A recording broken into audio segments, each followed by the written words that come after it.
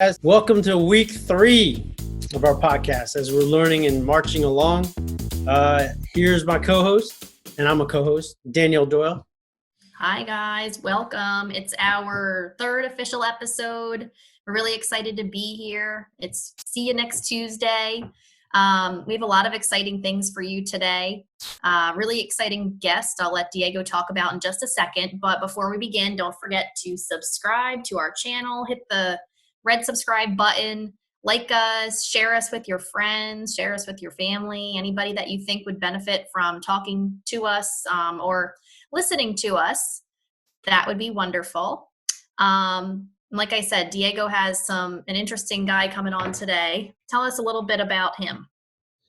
Basically, Tommy and I go back like several years. I've met Tommy in I want to say 20 plus years ago. It was crazy. Tommy's originally a Jersey guy. And I just happened to be driving on Easton Avenue near New Brunswick, and I just saw a sign as basically, do you want to get back in shape? And at the time, man, my stomach was shot out. I was blown out. I was like blown out of proportion, 200 plus pounds, man. I was like, what sign from God, is going to give me a sign to have a trainer, So, started talking to Tommy, and actually he just invited me to his studio. He had a gym studio in his home. And I was thinking, what am I going to get done, in a home studio versus like a gym actually out, in the real gym, in the real world. But my God, after 6 months, I dropped 25 pounds, built up muscle, lost so much weight. He taught me how to eat, taught me how to like work out, how to live, and just live a clean life. And ever since then, we just developed a friendship and bond. And how his life evolved, it was insane that he took that life as a personal trainer and kind of evolved. Mm-hmm. He went in from personal health and fitness and wellness into mental health. Mm-hmm. So he started developing training on how to develop as a person internally. Tommy became evolved into my life coach. So Tommy and I had a relationship as life coach, and I was his pupil for years. So I learned a lot. We went through a lot of ups and downs in my life. A lot of things in your 20s, 30s, and 40s that really matter. Honestly, he told me there's no sweat. You don't have to be scared of anything. You have to be fearful of anything. You have to kind of step into your own, and life kind of just evolves. Mm-hmm. That, basically our thoughts are just made up and not realistic. Fears do not exist. We just create them. We think they exist, but they're actually not there. Okay. Yeah, I can definitely see that in the way that you live your life. So we have something to look forward to when we speak with him. That's coming up in just a little bit. And it's kind of setting the trend for where this show is going. Like we said before, we want to speak with entrepreneurs. We want to speak with people that are moving and shaking and doing things with their lives. Also, we want to talk to our nurses in the weeks to come. And anybody who is a nurse who we haven't met yet that thinks that they, that has something to share, to offer, they're doing something inspirational. We want to talk to you. What do you think about what's going on right now in the hospital? As everyone knows, you're still out there on the front lines. Personally, in my life, I'm seeing in New Jersey a big decline in people being scared. They're not so much scared anymore to go out. Some people are still wearing masks. Some people aren't. It depends on where you are. But do you think things are getting lax now? Things are calming down a bit with the COVID-19 crisis? Yeah, I mean, I think, we had our huge hit 2 months ago. It was insane. But then, we were busy for a good 6 to 8 weeks. And now from what I've seen, we had a big lull. And I think a lot of people were actually scared to come in the hospital. We weren't doing any procedures, and a lot of follow-up patients were not coming in, just scared to death they would contract COVID naturally, especially when we're coming out to Uber Eats fully geared up in our helmets and gloves and all that kind of crap. You should see the horrified look on the drivers when they drop the food off. But no, I think now that it's actually kind of winding down, but what we're seeing now is a resurgence from the rehab centers and the nursing homes, which is kind of weird because you figure if they would have been infected, they would have already came in with the original bunch. Mm-hmm. So I'm not sure if the people that are actually working there, or there's no visitors, so it's got to be possibly employees that are spreading. But I'm not quite sure. I really don't have any, data or information to kind of back that up. But just from my eyes, from what I'm seeing, Yeah, no, definitely. A lot of the employees are working in the hospitals, and then they're going to the nursing homes, and then they're not sending them to the hospital. They're caring for them on site right there. So that makes a lot of sense. Hopefully we have some downtime the next couple of months just to get back to the normal flow of nursing. I know with our job sector with Access Healthcare, we're seeing a lot of, a decrease in the amount of positions, and we're having the same type of quiet time. But after working so hard for a month, I think it's much deserved and much expected. But I think we really burn each other out a little bit going into it. It's crazy. Never seen where you process so many people in our company's history that it was just a huge process. Nearly 100 in like 3 weeks. It was an unbelievable time. I don't really think we slept or ate too much during those couple of weeks, but God bless, yeah. Just training us for the fall and what's I mean that's what I think also too, that we're we have a lot more heart than a lot of companies that are out there now. I think that's what the big difference that we're seeing, that we are day and night. We are taking that call at 10 o'clock at night. We have people calling us, nursing medical professionals, for advice, even personal advice. I think that's what sets us apart from everybody, and honestly, that I've seen that in every type of industry. Everything's so corporate now in the United States. I don't think we should return back to basics, and I think that's where our precedence is. That's who we are, And you can see that from the minute you come in our door to you leave. You get a lot of good swag, as you call it, a lot of good gifts, and a lot of good things. We treat everybody right. And actually, I have to plug this: we are the highest paying agency in the Northeast right now. 100%. Yeah.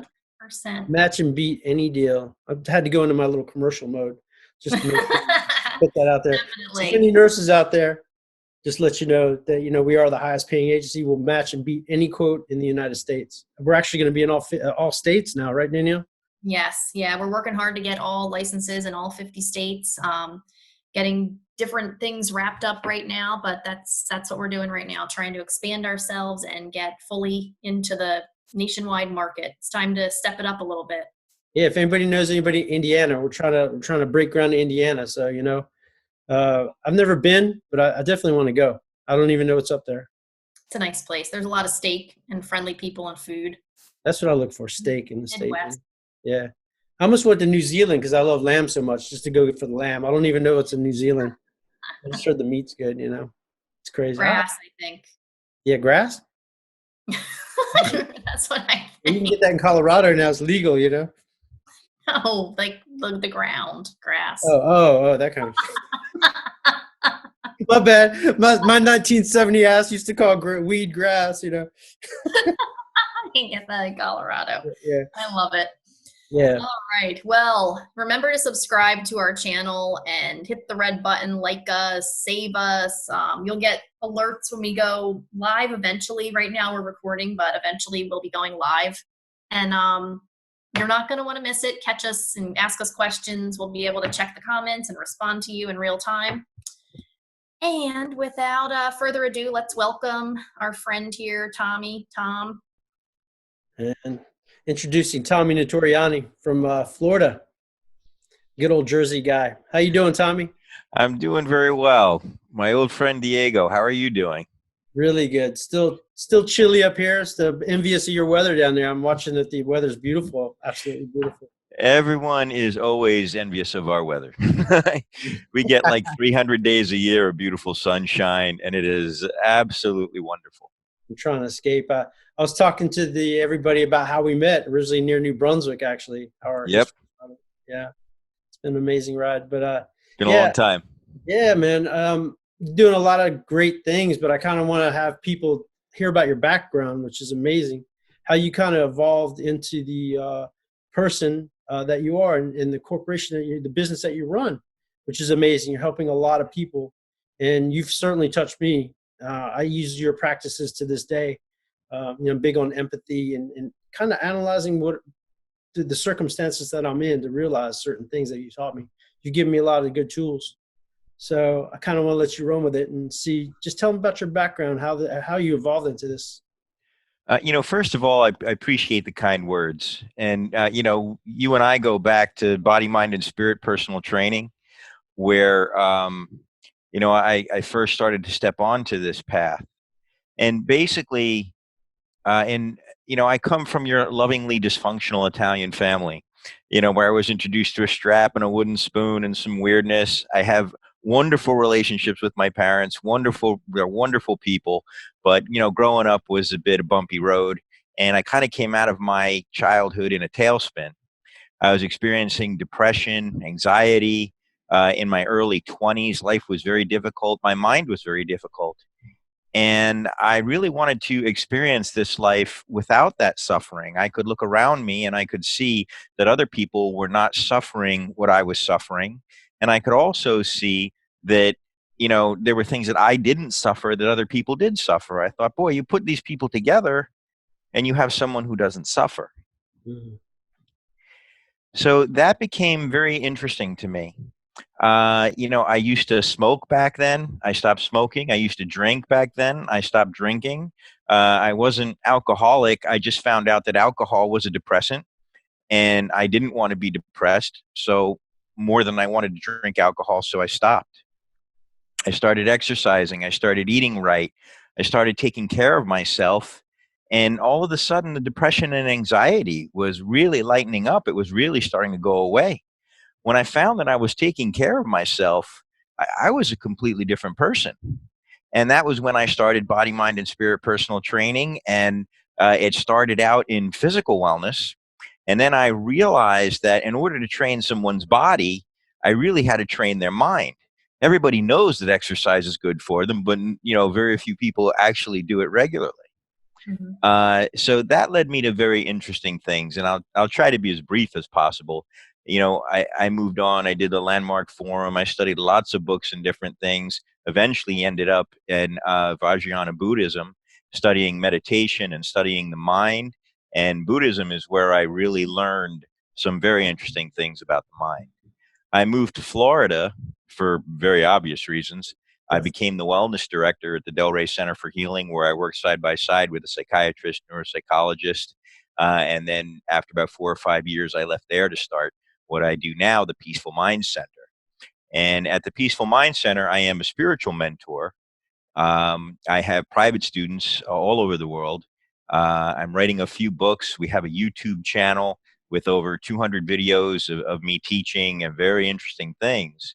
And the motto for the Peaceful Mind Center is that happiness is not a state of life. Happiness is a state of mind. And so everything that we talk about at the Peaceful Mind Center, the top of that pyramid is always a peaceful mind.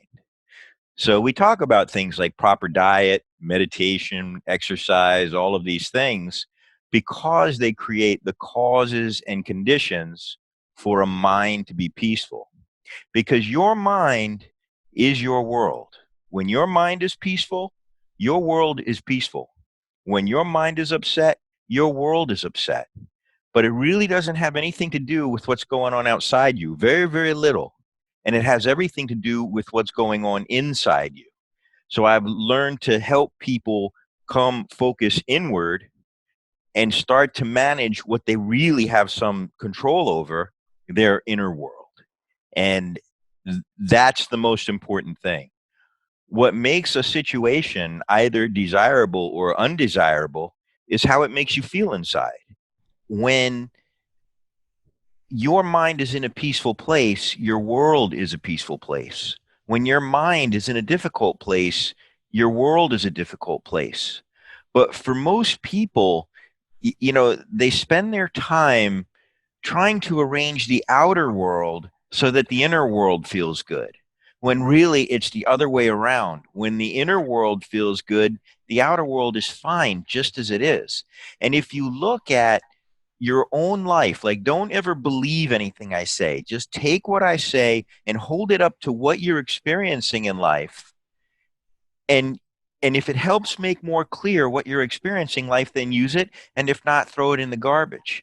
But I've been studying this for 25 years, just interestingly, just what it is to be human and how we create our own suffering for ourselves. And so, you may find that there's some very interesting insights here that will be very, very useful to you. Yeah, it's amazing. You've taught me a lot, even like the simplest lessons that you taught me. I'll never forget, Tommy. Even about keeping your home straight. keeping your room straight. I saw a lot of erraticness in my life, depending on how my mood was, and it's reflected in how I took care of my personal things.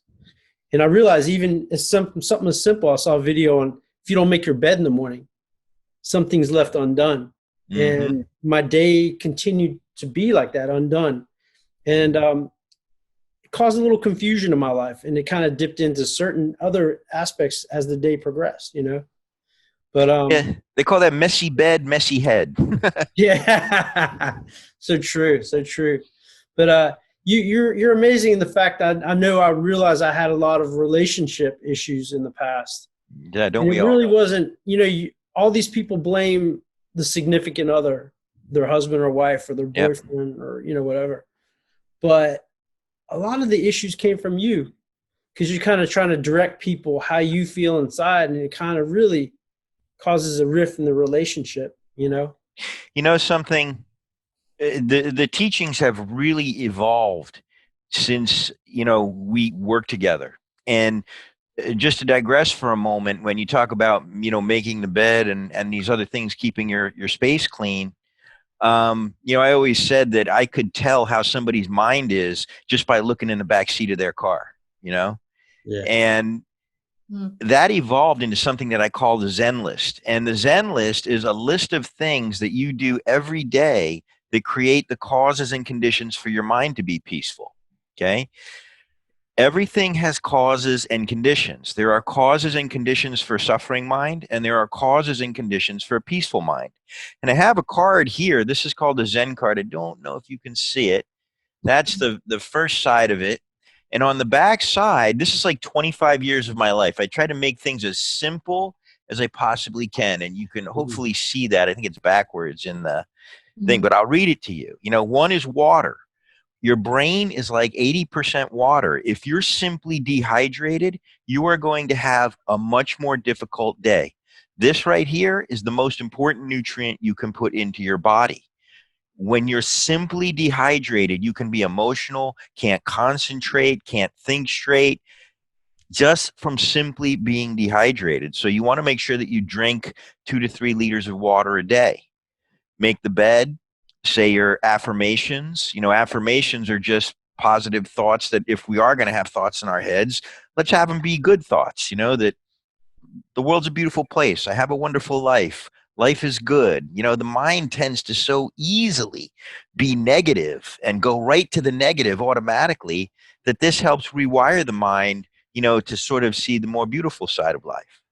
Meditation, of course, exercise, breakfast, lunch, snack, and dinner, because a lot of times people, I think, skip meals. And when you skip meals, you're really making it very challenging on your brain to operate. They call it hangry, right? You haven't eaten in a while. All of a sudden you're angry. You're getting in fights with people that you love. All you need to do is go eat something. Doesn't have anything to do with what's going on outside you. And then the other ones are, laundry done, dishes done, clean a room and pay the bills, check the mail. Very simple things. But when all of those things are done, you're going to notice that you feel much better inside. And that's all we really want. Now, I want to move on to relationships, because relationships, whether they're work relationships, romantic relationships, it can be anything, are very challenging, but very helpful in your spiritual path because they bring all your stuff right up to the top. And they attack us sort of body, mind, and spirit.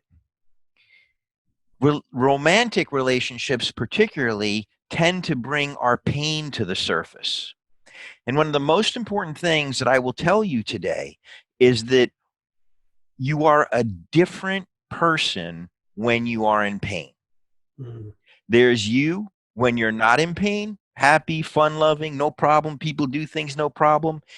And then there's you when you're in pain. I'm talking about that deep emotional pain that we all feel at certain times. And when that emotional pain is there, it hijacks your mind. It starts creating negative thoughts in your mind, and then it starts feeding on those negative thoughts. And so you get into this loop of negative feeling, negative thought, more negative, more uncomfortable feelings, more uncomfortable thoughts. You see? And that's why, you can be with someone that you really love, completely upset, completely scrambled inside, and not understanding even your own behavior. Like, how do you expect other people to understand your behavior when you don't even understand your behavior? The difference is, there are times when you feel like, I got this figured out. I feel great. Life is wonderful. Those are the times when the pain is cleared out. But when something happens, so you feel a little rejection or something like that, and the pain starts to come, you're a different person. Now, we can expand that out to the rest of life. When we are experiencing some internal discomfort, life becomes very challenging, but it's not really life that becomes challenging. It's managing ourselves in the face of life that becomes challenging. And perhaps you guys have dealt with this with some employees. Some people that just seem to be coming off the rails, and you don't understand like what's going on for them or why, but they're acting a little bonkers. Yeah. That's a person who is just in pain, and the pain is taking over their mind.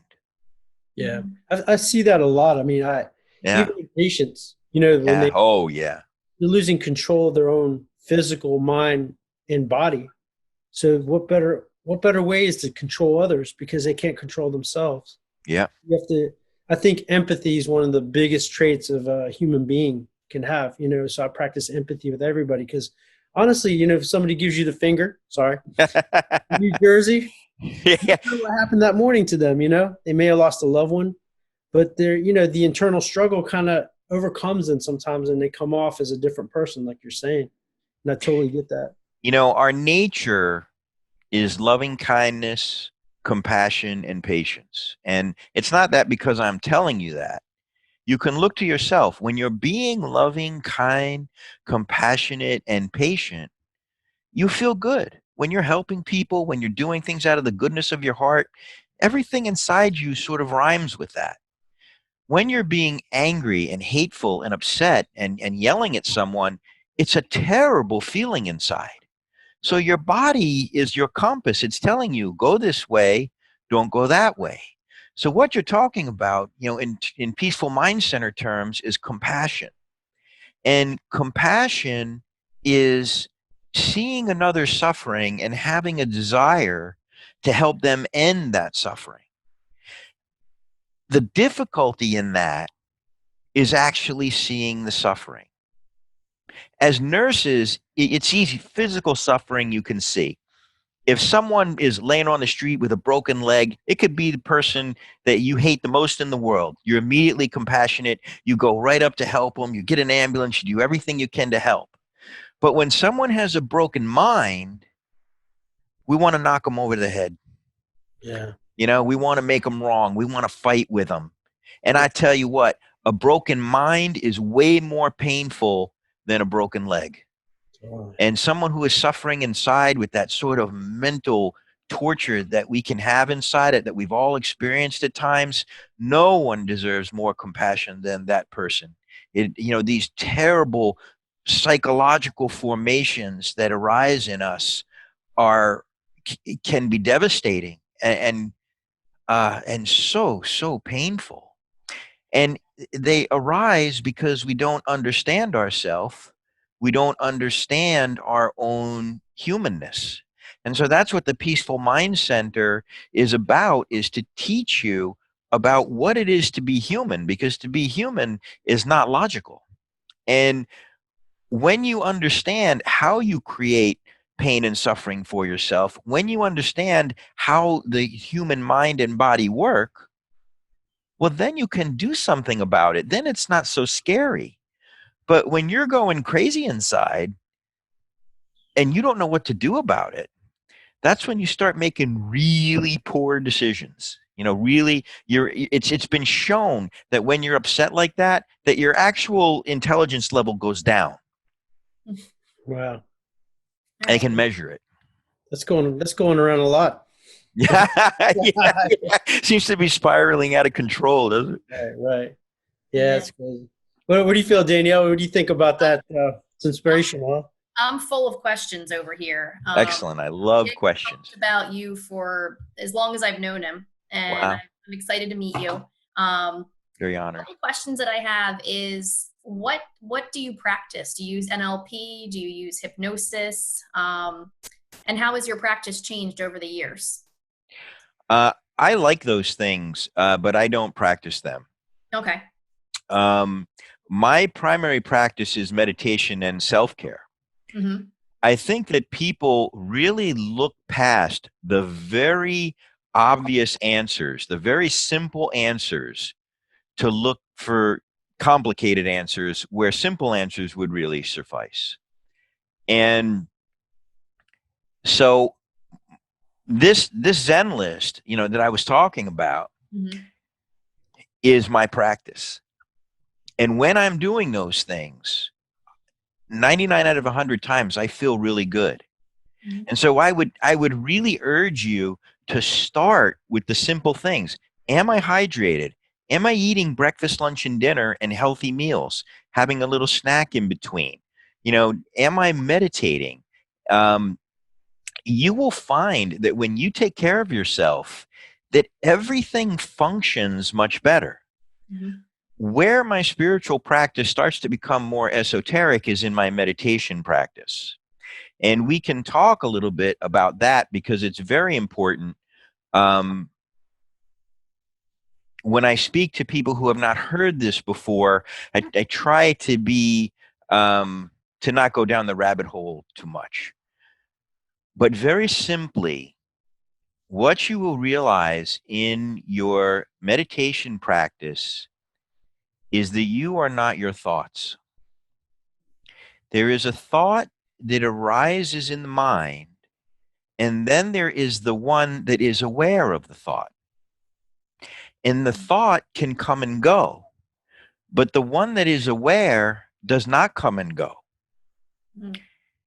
Your most powerful tool is your attention. Where your attention goes, so goes your experiencing of reality. You bring your attention to a thought, the thought pops into reality, and if it's a scary thought, it can scare the hell out of you and really bring up a lot of discomfort.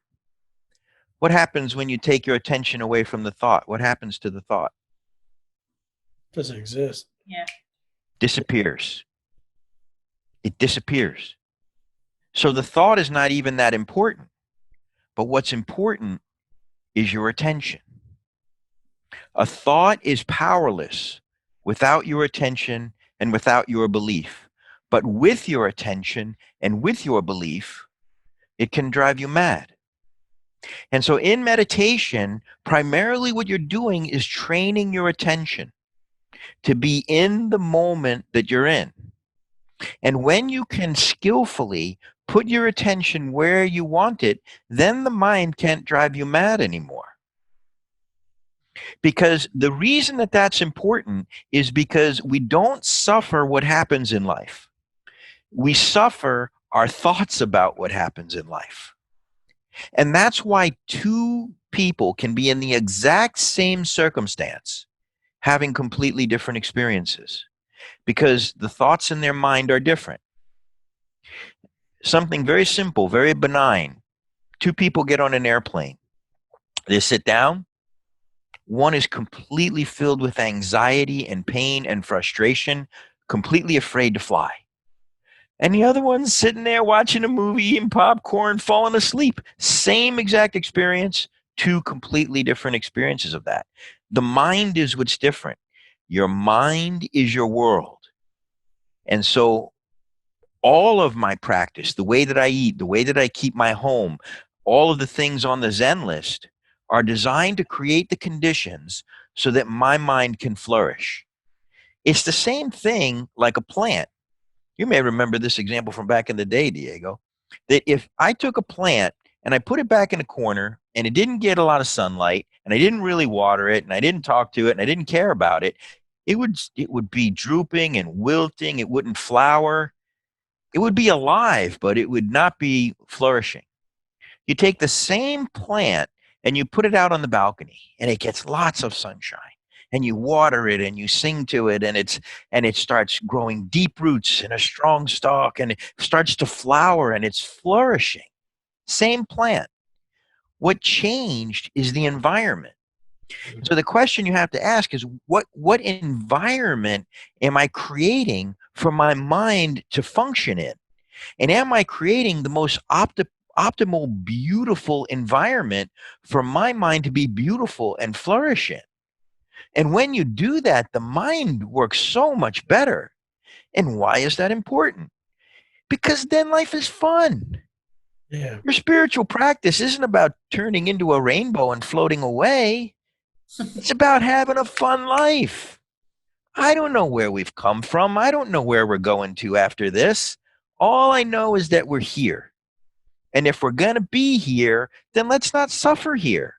And the foolish thing is that we ignorantly create this suffering for ourselves. And we don't even know that we're doing it. It's a conditioning. Your mind gets programmed like a computer, by your environment, by the people that you grew up with. And then you just robotically live out unconsciously that programming, and it keeps happening over and over again, and you don't know how to stop it because no one's ever explained to you what it is to be human, how your mind works, and that you are not your thoughts. You are the observer of your thoughts, an observer of your pain too. That's amazing. What humanity is really suffering is called identification with mind. Everyone believes themselves to be the thoughts in the mind, and thoughts are arising and all this weirdness is happening, and we end up suffering our imagination about strange things that might happen. But the problem is nobody realizes that they're even doing it, so they can't really approach the problem in an intelligent way. Mm-hmm. It only took me 25 years to figure this all out, by the way. Something that you said actually kept me up the other night. I woke up and I was thinking, you've probably heard it, if I'm thinking, then who's listening? You can't be both. Right. So some people don't understand it. They're like, it's just my mind. I'm thinking, but my thoughts are just like yours. The observer is my soul, and the person thinking is actually my human brain. Mm-hmm. And that's what it is. Let me stop you and clean you up just a little bit. Now, when we get to this point about the soul, we have to be very specific about our language, okay? Uh-huh. Because it's very subtle, this understanding. When you say my soul, like you're saying, if the thoughts are there and someone is listening, there's two of you there, right? Mm-hmm. If you're saying my soul, you're saying there's two of you there too. You mm-hmm. see? There's a my and a soul. Mm-hmm. See, you are the soul. You are the self. You have always been the self. You are not becoming the self. You will realize through your practice that you have always been the self, and there has never been a moment that you have not been the self. And so when you start to think I'm becoming, and your spirituality starts to be about becoming, you're in trouble. You're going in the wrong direction. Mm-hmm. You are simply letting go of everything that you can see cannot be you, to be left with that which cannot be let go of. What you are and have always been, the self and the peace and joyfulness of just being for no reason. And that's what's left in the absence when you have emptied your mind of everything. That's all that's left. Yeah. That makes perfect sense. What are your thoughts on mental illness? I know a lot of, I don't know if you're a life coach. I don't want to call you the wrong thing. A spiritual mentor. A spiritual mentor. A lot of spiritual mentors will not work with people who have mental illness or severe mental illness. Do you have any thoughts on it, or have you encountered that? Do you think that, yeah. I was formerly the wellness director at the Delray Center for Healing, where I worked side by side with a neuropsychiatrist and a psychologist and me, medical director, clinical director, and me. And now I am not a psychologist, psychiatrist, or any of that. I am a spiritual mentor. Mm-hmm. And I don't ever want to present myself as a psychiatrist or a psychologist. I am not that. But I did work in that environment for several years. I've worked with schizophrenics. I worked with eating disorders. I've worked with all sorts of pathology. One of the things that I learned working so closely with that is that when there is pathology, pathology is an abnormality. And what they told me when I worked there was that you cannot apply your logical mind to pathology. Pathology is an abnormality. Mm-hmm. So to your logical mind, 2 plus 2 equals 4. Pathology, 2 plus 2 equals orange. And it's real for them. So what's so important about that time in my life is that as a spiritual mentor, I was able to see clearly the difference between a functioning mind and pathology. And when it comes to pathology, I can be a part of that team that works with that mind, but that person, I think also that's where clinical psychology does well. Clinical psychology deals with mind on the level of mind. Okay. And that, when it comes to pathology, that's important. When it comes to the average person, you can get trapped in that forever. Spirituality is about going beyond the mind. And that's the difference between spirituality and psychology. What's so interesting about psychology is that so much of our behavior is predictable. They can tell you you're going to do this, and then you're going to do that, and then you're going to do that, and then you go do it. And it's incredible, all the experiments that they've done to show, how the mind works. They talk about attention, and there is this experiment that's happened. I have a good buddy of mine who is a police sergeant, and he was getting some training, and they put him in a room. There was about 50 people in the room with him, and they had a big movie screen up front, and there was a door on that side of the room, door on that side of the room, movie screen here. And the movie was of people in red shirts and people in white shirts, and there was a basketball, and they were passing some basketballs around. And the question was, count how many times someone with a red shirt touches a basketball. And so he's looking and looking, and he's counting, and he's, they're going and going. He's like, I got this. Boom, boom, boom. Okay. They stop the movie, they flip on the lights, and they say, who saw the gorilla? And half the class raises their hand. And he didn't see the gorilla. He was looking around like, what is going on? In the middle of that movie, a man in a gorilla suit walks in one door, stands right in front of the screen, waves at everybody, and walks out that door, and only half the people see him. Imagine? That's how powerful your attention is. And psychology has such wonderful, colorful ways of pointing those things out of how our mind works. So when it comes to pathology, I leave that to the experts, or I get my guidance from them, because I don't experience that personally. And so I need to understand how to work with someone with those types of pathologies along side by side with a psychiatrist or psychologist, just to make sure that what I'm doing is actually helping them. And I'm very, very mindful of that. It's an enormous responsibility that you don't say something wrong to someone that they take the wrong way because their mind is interpreting things, unlike a normal mind. Yeah. No, that's great that you're able to, to work with the mentally ill and to work side by side with a psychiatrist and then do your thing. You're really inspiring. And when I meet an inspiring person, I want to know what inspires you, who inspires you.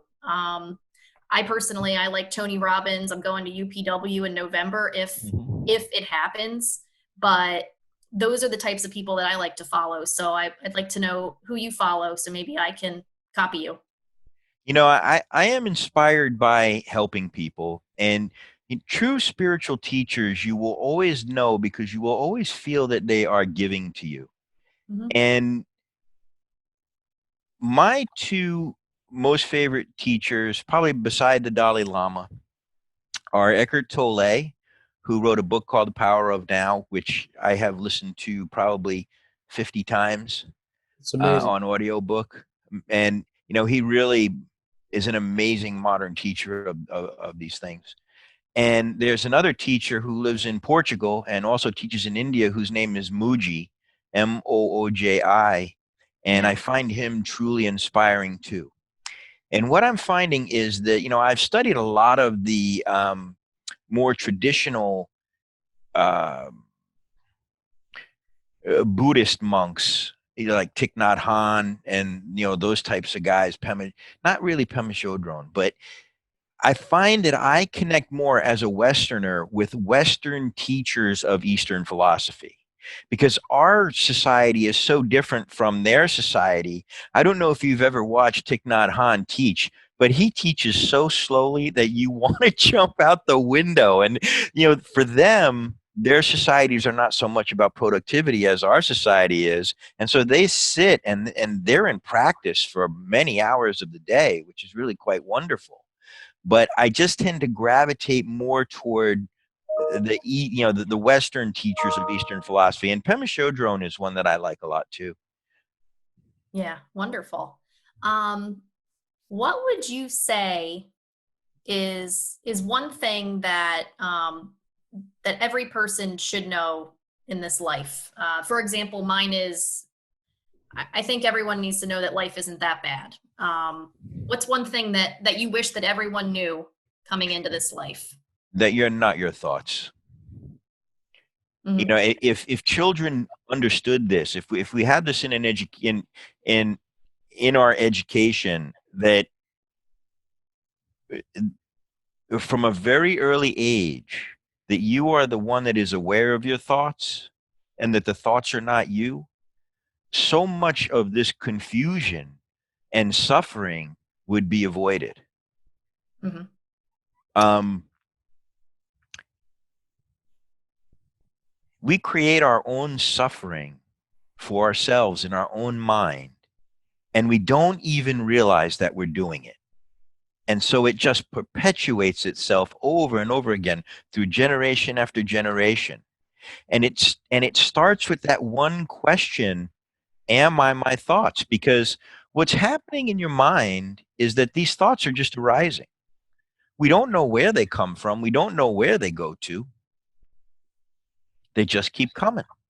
And when we believe ourselves to be this sort of unguided, natural arising of thoughts, the mind can go anywhere and take you to all kind of craziness.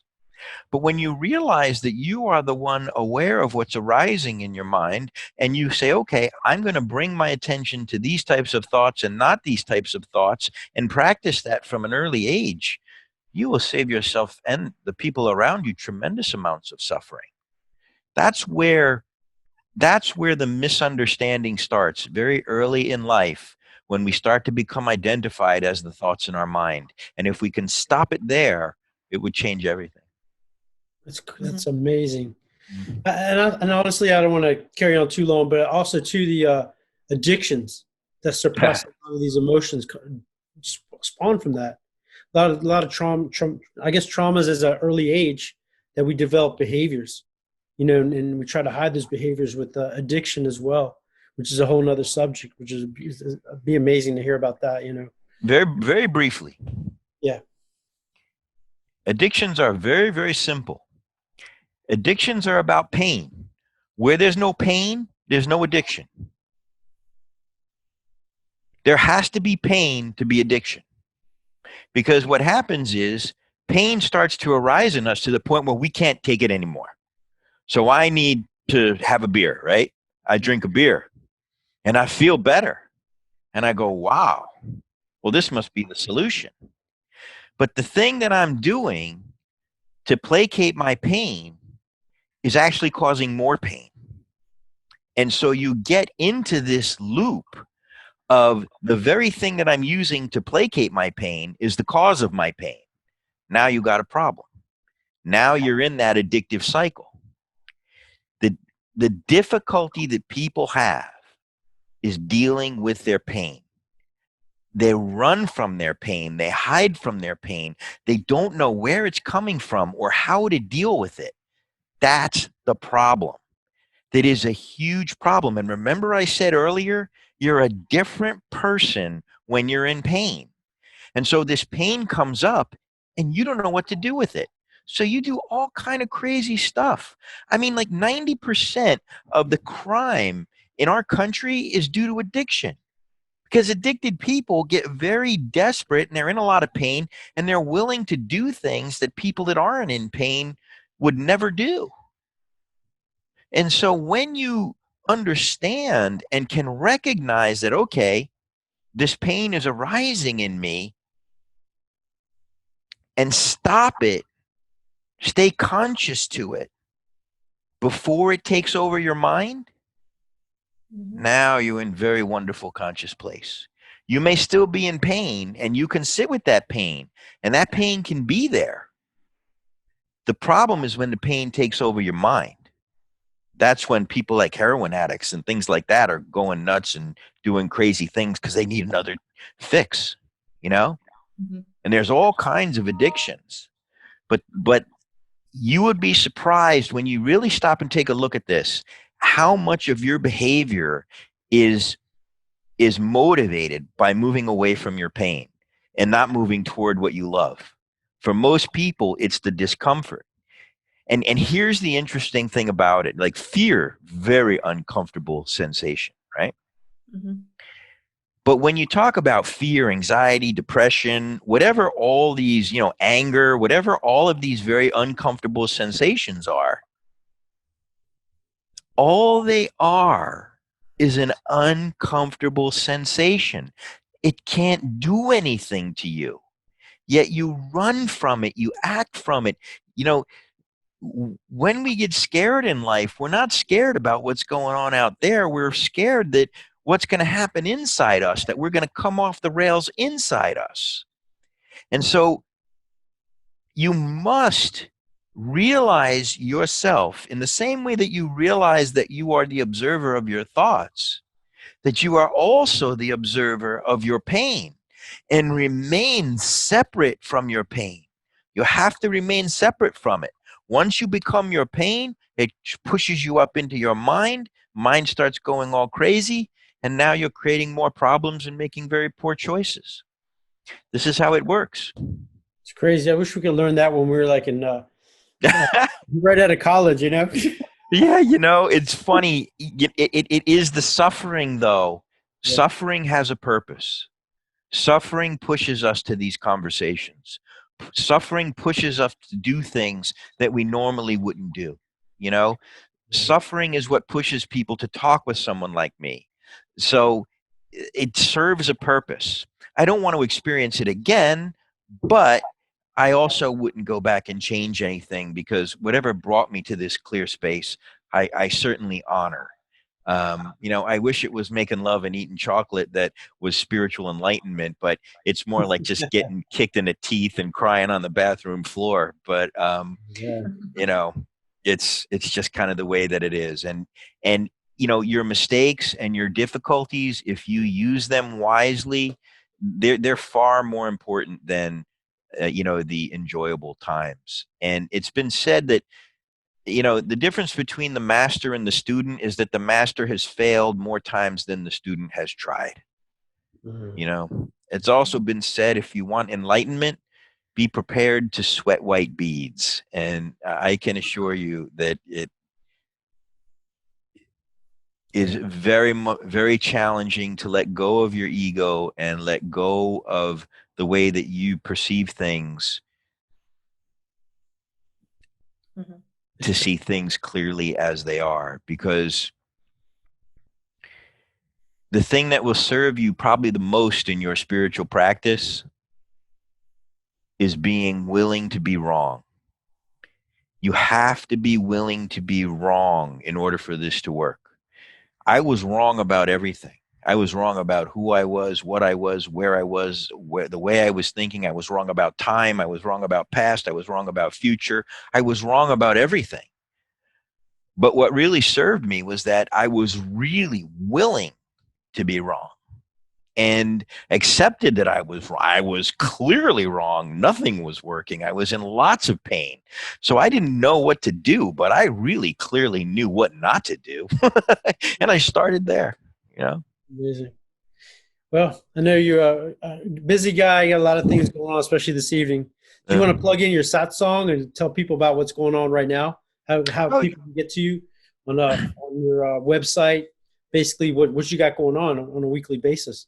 Yeah, I appreciate that. I mentor students all over the world via the phone, or WhatsApp. So I am available for one-on-one consultations. We have satsang on Facebook Live. You can look up The Peaceful Minds with an S, Center on Facebook. You'll see our page in our Facebook group.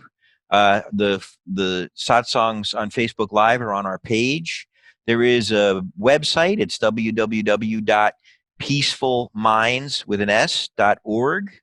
And there is a YouTube channel that you can access from the website that has about 200 videos that are really useful videos. So I'm here to help, and I'm motivated by helping people. I see people suffering everywhere, and I understand how and why they're suffering, and I know that it's quite optional. So anybody who has a human mind, I can really help them with understanding their human mind and really coming to a peaceful place. The thing that people say after they've been working with me for 6 months to a year, they always come back and say this: Tom, I don't know what happened, and I don't know when it happened, but the things that used to upset me just don't upset me anymore. And I can't even explain what happened.